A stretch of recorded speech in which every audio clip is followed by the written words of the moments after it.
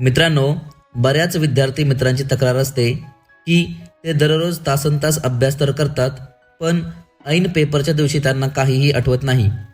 अनेक विद्यार्थी असे असतात ज्यांना अगदी मनापासून अभ्यास करायचा असतो, चांगले गुण मिळवायचे असतात, पण तरीही अभ्यास करायला बसले की त्यांचं अभ्यासात लक्ष लागत नाही, चित्त एकाग्र होत नाही. परीक्षेत चांगले गुण मिळवायचे तर एकाग्र चित्तेने अभ्यास करणं आवश्यक आहे, पण हल्लीच्या वातावरणात मुलांचं लक्ष विचलित होईल अशा अनेक गोष्टी त्यांच्या आजूबाजूला असतात. मोबाईल, त्यातलं सोशल नेटवर्किंग, ऑनलाईन गेम्स, मित्रमैत्रिणी, कुटुंबीय, आजूबाजूचा गोंगाट, या सर्व गोष्टी चित्त विचलित करण्याचं काम चोख बजावत असतात. हे सर्व अडथळे पार करत अभ्यासावर लक्ष केंद्रित करण्याचं काम मुलांना करायचं असतं. जर तुम्ही टॉपर विद्यार्थ्यांना पाहाल तर ते जास्त वेळ अभ्याससुद्धा करत नाहीत, तरी ते परीक्षेत प्रथम येतात. यामागे कारण आहे की परीक्षेत प्रथम येणारे विद्यार्थी हार्डवर्क न करता स्मार्ट वर्क करतात. त्यांना माहिती असते की कशा पद्धतीने अभ्यास केल्यावर त्यांना वाचलेलं लक्षात ठेवायला मदत मिळणार आहे. आजच्या व्हिडिओमध्ये आपण पाहूया की अभ्यास कसा करावा. जर तुम्हाला वाचलेले लक्षात कसं ठेवावे आणि वाचलेले लक्षात राहण्यासाठी उपाय माहिती करायचे असतील तर हा व्हिडिओ शेवटपर्यंत नक्की बघा. व्हिडिओ सुरू करण्याआधी तुम्हाला एक विनंती आहे, आपण जर चॅनलवर नवीन असाल तर चॅनलला नक्की सबस्क्राईब करा. चला तर मग आजच्या व्हिडिओला सुरुवात करूया. पहिला पॉईंट आहे अभ्यास करण्याची योग्य वेळ. तसे पाहता तुम्हाला जेव्हा मन लागेल तेव्हा तुम्ही अभ्यास करू शकता, पण जर तुमचे अभ्यासात मन लागत नसेल तर सकाळची शांत वेळ अभ्यासासाठी योग्य आहे. सकाळी वातावरणात शांतता असते, तसेच रात्रभर झोप झाल्याने शरीर आणि मन दोघेही अतिशय फ्रेश असतात, म्हणून सकाळच्या वेळी अवघड वाटणारे विषय वाचावेत. दुसरा पॉईंट, अभ्यासाचे वातावरण.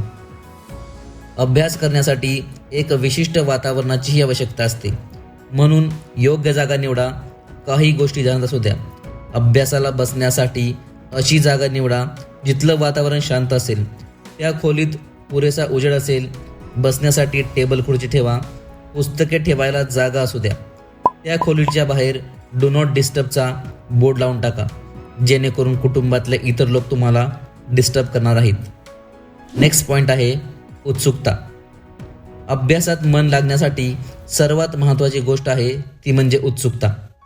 कारण जर अभ्यासाला बसण्याची तुमची इच्छाच होत नसेल तर कोणतेही उपाय करून काही फायदा नाही.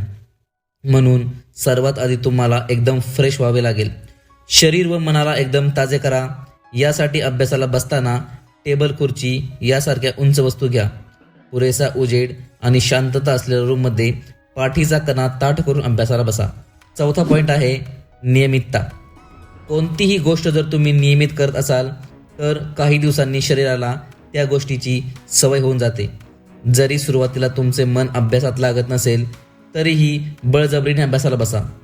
काही दिवसातच तुम्हाला याची सवय होऊन जाईल व तुम्हाला अभ्यास करण्याची आवड आपोआप निर्माण होईल. पण यासाठी तुम्हाला सुरुवात मात्र नक्की करावी लागेल. पाचवा पॉईंट आहे नियोजन. अभ्यासाचं योग्य नियोजन करा. वेळापत्रक बनवा. दिवसनिहाय प्रत्येक विषयाला ठराविक वेळ देऊन त्यानुसार नियोजनबद्ध अभ्यास करा. अभ्यासाला दैनंदिन कार्याचाच एक भाग बनवा. अभ्यास करण्यासाठी नेहमी उत्साही राहा. 45 मिनिटांपेक्षा जास्त सलग अभ्यास करू नका. मध्ये मध्ये ब्रेक घ्या. सहावा पॉईंट आहे परत परत वाचणे. ज्या पण विषयाचा तुम्ही अभ्यास करत असाल किंवा जे काही तुम्हाला वाचलेले लक्षात ठेवायचे असेल त्याला वारंवार वाचा. मनातल्या मनात न वाचता मोठ्याने वाचून रिपीट करा. नेक्स्ट पॉईंट आहे लिहिणे. जर परत परत वाचून सुद्धा तुम्हाला शंका आहे की तुम्ही वाचलेले परत विसरू शकता तर तुम्ही लिखाण पण करू शकता. यासाठी वाचन पूर्ण झाल्यावर पुस्तकात न पाहता आपल्या वहीत उत्तरे लिहिण्याचा प्रयत्न करा. पुन्हा पुन्हा या पद्धतीने अभ्यास केल्यास अभ्यास कसा करावा हा प्रश्न तुमच्या डोक्यात येणार नाही आणि वाचलेले लक्षात ठेवायला नक्कीच उपयोग होईल. आठवा पॉईंट आहे मनाची एकाग्रता.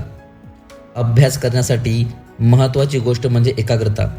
कोणतीही गोष्ट पूर्ण एकाग्रतेने केल्यास त्याचे लाभ नक्कीच होतात.